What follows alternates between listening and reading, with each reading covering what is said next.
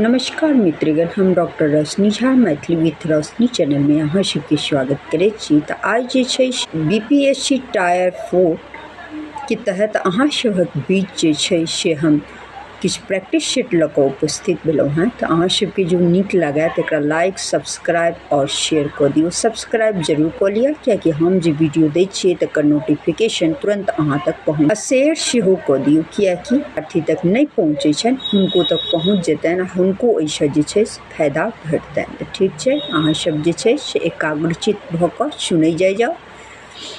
सामाजिक दृष्टिसँ अस्वीकृत संबंधक चर्चा भेल अछि। तऽ ई जे छै से पारोमे भेल छै, जे उपन्यास छै, यात्री जी लिखने छथिन। जमींदारी प्रथाक उन्मूलनसँ उत्पन्न सामाजिक परिवर्तनक वर्णन अछि। तऽ ई पृथ्वीपुत्रमे छै। प्राच्य एवं पश्चात सांस्कृतिक चित्रण भेल अछि। तऽ ई 2 पत्रमे भेल छै। उपन्यासकार छथि तऽ एहि ऑप्शनके मुताबिक भऽ जायत ब्रजकिशोर वर्मा। मणिपद्म ललका पाग अछि, ई कथा छै। मरीचिका प्रकाशित छै, तऽ ई 2 भागमे प्रकाशित छै। प्रभास कुमार चौधरीक उपन्यास अछि। तऽ ओना तऽ कतेक उपन्यास लिखने छथिन, मुदा ई ऑप्शनके मुताबिक भऽ जायत राजा पोखरिमे कतेक मछली।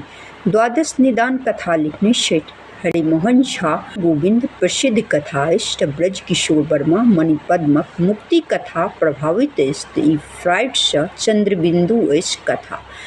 तऽ अहाँ सब जे छै से एतेके प्रैक्टिस करू, देखियौ नीक लागत, प्रैक्टिस करियौ, नीक सेहो लागत, ओहिसँ नीक नहियो लागत तऽ परीक्षा देबे पड़त, परीक्षा जीके तैयारी करब। ठीक छै।